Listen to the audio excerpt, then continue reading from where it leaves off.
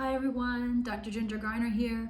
I want to explain a concept I call being kicked out of gear.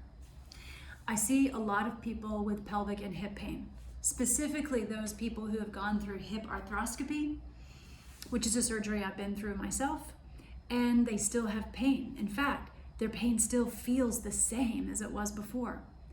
One of the culprits that you can struggle with, not that it's the cause of all the pain, but one of the things that can make it persist, if it's truly a mechanical issue, is being kicked out of gear. This is what it looks like. I'm standing in line at the grocery store, whatever, and instead of equally balancing my weight, I shift to one side. Now, shifting to one side in and of itself is not a bad thing. We should be shifting our weight, right? There's no such thing as bad posture, right? But here's where it makes a difference. I can shift my weight from one side to the other, and I keep my femoral head lined up.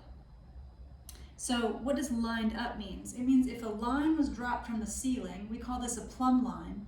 If that plumb line was dropped straight down from the ceiling, it would bisect my hip and my trunk and my shoulder, okay? What it means when you're kicked out of gear is that line, that plumb line, when it's dropped, when I kick myself out of gear, my hip joint goes where? Where does my hip joint go? If the plumb line stays here, my hip joint goes way in front of that line. And so what's really the danger in doing that? Well, there's something called the iliofemoral ligament, or the Y ligament, right? The Y ligament. And what happens when you get kicked out of gear is that it puts a strain on that ligament. Now, if you have hip dysplasia, if you have hypermobility issues, Ehlers-Danlos, if you have a hip labral tear, if you have a hip labral repair, if you have an overactive Psoas, there's a number of things that being kicked out of gear like this will actually put strain on that ligament to the point where the ligament can start to be more lax. You can create ligamentous laxity. And what happens when that is allowed to kind of progress or evolve is that you have less stability in the front. Now, can that be overcome? Yes, the very first thing that starts to happen when you stay kicked out of gear enough, instead of, you can totally shift weight without shearing back and throwing your hip joint forward. What happens is the psoas will love to kick in and become what I call a snarky psoas. You'll have groin pain. The adductors will be tight. Even the internal pelvic floor will be tight. So let me grab one thing to show you that when we stand this way, so let me line myself up here, the hip joint is sitting in the socket, right? So when I stand to the side, the hip joint should be in the socket. If I kick myself out of gear, boom, like this, then the femoral head is allowed to put strain on that Y ligament, or that iliofemoral ligament.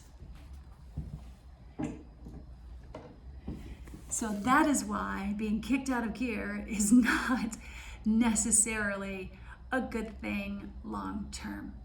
Now, one more point before I leave, because I talk about this a lot in my book, Medical Therapeutic Yoga. And in that textbook, I talk about not doing that because you don't want to hang on that ligament. Now, what poses actually naturally facilitate being kicked out of gear? One of the biggest ones is triangle. So when I go to do triangle and my back foot is turned in, my front foot is turned out, my pelvis is turned this way, what happens to the hip? We automatically sink into the low back, we shear in the low back, we kick that femoral head out in front of the ankle, when in fact we want, so if I'm standing in triangle here, we want the pelvis to turn, but the hip to stay in a neutral position, because the hip is capable of doing that, right? Let me show you one more time. If my pelvis is angled this way, the hip can freely go the other way, right? you don't actually have to take the hip joint in this position, in this triangle position. The hip doesn't go forward where you're then hanging and shearing on the leg again. The hip can stay firmly in the socket because it can freely rotate. But the mistake many yogis make over time is moving the entire pelvis like one unit, and that's not true. The ilium here, the pelvis can go one way, and the hip can go the other way, and have the femoral head stay firmly in the socket. So if you want to learn more about recalibrating your yoga poses, you can pick up a copy of the book if you want. You can also subscribe to my YouTube channel and look at the medical therapeutic yoga videos, because those are all about joint preservation, and specifically preservation of the pelvic girdle, which includes the hips. So I hope this has been helpful for you to avoid being kicked out of gear, and if you're doing yoga, to really look at it in a medical therapeutic perspective to preserve the hip joint.